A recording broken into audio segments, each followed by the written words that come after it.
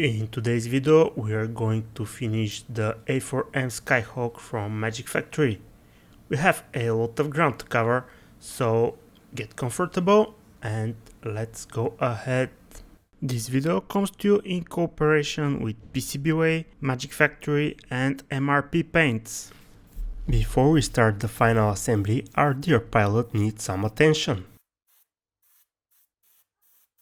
After a coat of black primer and some zenithal highlighting using the airbrush and some white paint, it is time to paint the colors.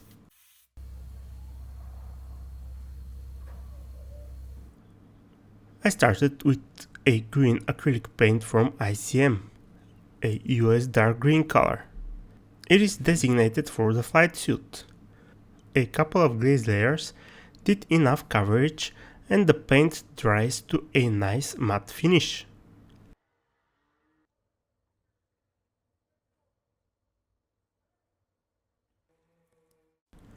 For the G-suit, I elected Tamiya's olive drop acrylic paint. On the paint tray, the difference between the colors seemed suitable. However, on our pilot, the difference is very small. Go figure.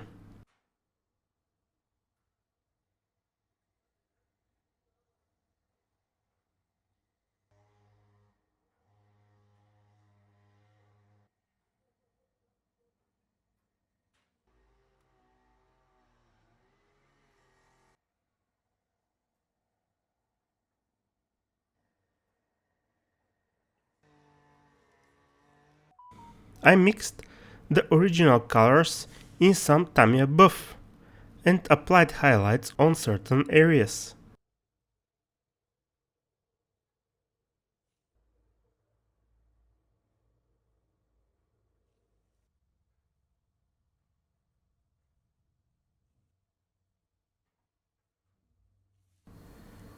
The belts I painted in light grey, with small amounts of green in it.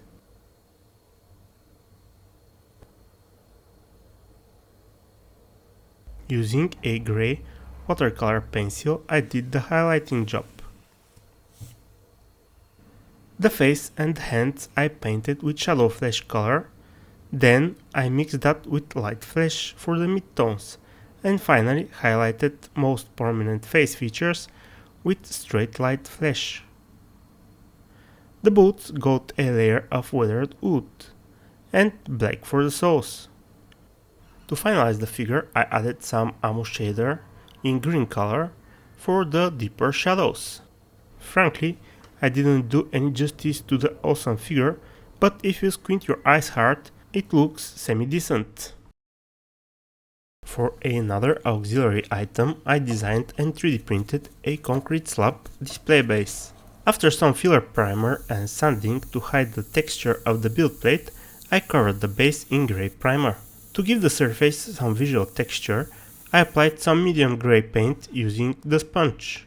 Between 1971 and 1998, VMA 131 were based at Willow Grove. My research showed that the concrete aprons had a beige color. The first paint layer was applied with Tamiya's buff color. After that, I added some medium grey to the buff, masked a few selected slabs and applied the paint. Next to the mixture, I added some brown and did the same. Finally, I increased the opacity of the remaining slabs with the plain buff paint. It looks like a bathroom tile floor, but it may get better in the future. I am no expert on airport infrastructure, so I may do wrong things, and with that out of the way, to create the main taxi line and one of the lines that leads to it, first I applied a regular tape in a straight line. Then I curved a piece of vinyl tape over and away from the straight line. Those will be the taxi lines, so I masked around them, and then when I was done masking, I removed the taxi line masks. After that, I applied a good coat or two of yellow paint. I have seen that the main taxi line has black borders and those leading to it does not. This may be due to the low quality of the images I have, but anyhow. Here I think I made a mistake and decided to paint the black outlines with the paintbrush instead of masking and spraying, or even perhaps using a simple black marker. In any case, with the mask removed and no more airbrushing in sight, I masked the top surface and reinstated the black of the display base sides using Mr. Surfacer 1500 black. So far so good.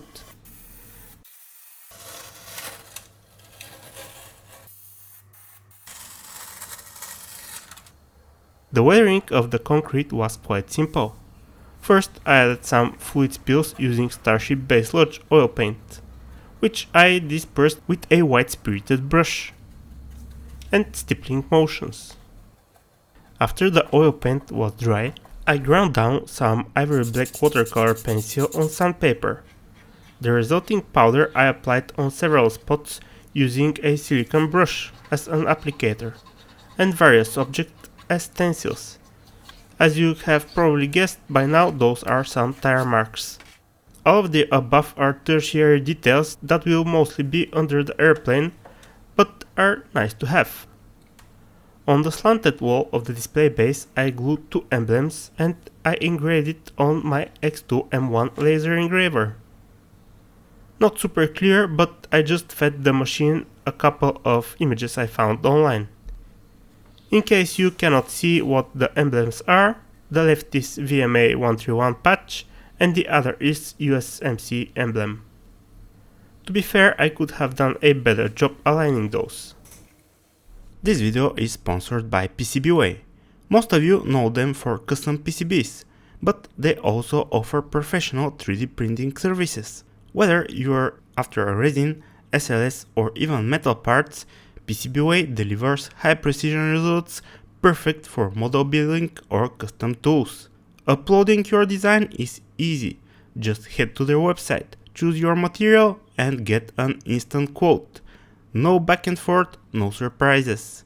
If you are into customizing your builds or prototyping parts, definitely check them out.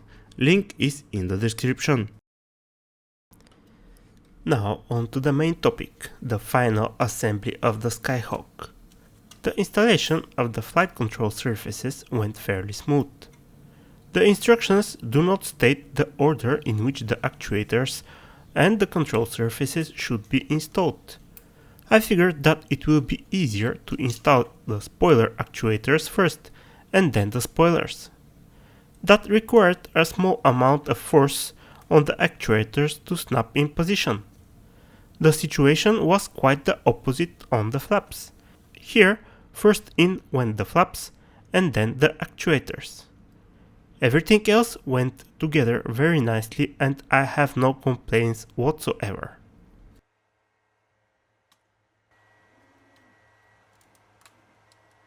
Next, I dealt with the lights on the airplane. There are two identical lights on top and on the bottom of the airplane. The lights under the wingtips come as clear plastic discs, which had to go into openings that I had previously painted in silver. This, however, was not working at all. The plastic discs were too large for the openings. Instead of wasting time sanding the discs down, I elected to fill the openings with transparent UV resin and blast it with some UV light. The gear leg assembly is well engineered. The main legs are keyed so that there are no unfortunate mishaps, and the fit is reasonably tight. The slack in the joint is taken away with the forward strut, which fits in the gear base and in the gear legs very snugly. The forward gear leg needs more delicate touch because the room for maneuvers is limited. The fork fits in place in such a way that it does not need glue, and I will be able to rotate it later on. There are no major issues with the installation of the main gear doors. Again, nicely engineered, but some of the tolerancers are too tight. Also, it becomes quite crowded here, and this affects the ease of assembly. Anyhow, look at those details. I would be hard pressed to find any reason to add aftermarket items. It is the first time I assemble wheels in such a way. Two sides sandwich the real rubber tire. The runners are on the inside of the tire. which makes it a bit awkward to remove. That is especially true for the small nose tire. I barely managed to insert the nippers. Other than that, the assembly was easy. There is a notch to be lined up, a bit of glue, and everything is okay. Before gluing the wheels on the gear legs, I gave the contact surfaces of the tires a quick sanding so that they can have a bit more worn look. The fit of the wheels on the gear legs is perfect, absolutely no issues. Continuing to add stuff on the belly. First I started with the arrestor hook. Mounting the bombs on the ejection racks was very easy and hassle-free. The locating pins on the bombs get into the corresponding ports in the racks with excellent precision. A tiny amount of super glue dropped inside the ports before the assembly is all it takes to hold them together.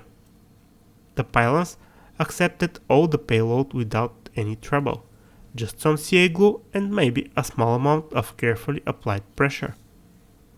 The guns did not have the same positive tight fit. They were on the sloppy side of things, so my solution was to hold them in place while the CA glue sets. Not very technical solution, but hey, it works. With that done, we can turn our attention to the top of the aircraft.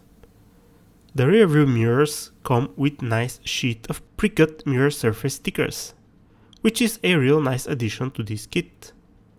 I removed the mirrors from the sprues, cleaned up the mating surface and stuck the mirror stickers. Then I carefully glued the mirrors on the canopy frame. Next, it was time to insert the canopy actuator in the rear bulkhead of the cockpit. That proved to be a challenge because the slot was too tight. Next I tried with some manliness and ping! The actuator went straight into another universe. Of course, I bent the knee and tried to find this minute detail with the perfect knowledge that this is a causa perduta. Well, we will have to do without it. I glued the canopy in position using CA glue and had no issues with the fit. Perhaps the actuator was not that badly needed. Next, I installed the access doors on the nose. At this point, it is extremely difficult to handle the model. There are many pieces eager to be broken. The slots for the doors are a bit hard to see, but once in place, they fit with authority.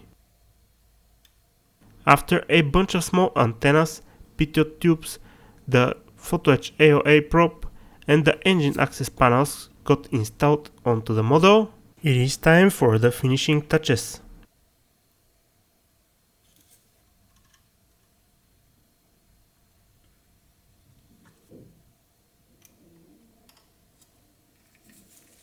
Gluing the boarding ladder in place was not super convenient due to the lack of authority in the joint. Also, I had to make sure that both legs of the ladder are touching the ground, which meant that I had to do the gluing with the model on its wheels. With that done, I got the helmet back, glued it into the pilot's hand, and then the pilot I got glued on the ladder. Then I placed the model on its base and figured its position so that I can spread some clutter in front of it. I am sure that this is not the proper way to display ordnance, but I think it looks cool. And with that, this build is over. I really enjoyed the process. I hope you have enjoyed the videos. Thank you very much for watching, and until next time, happy modeling, fellas!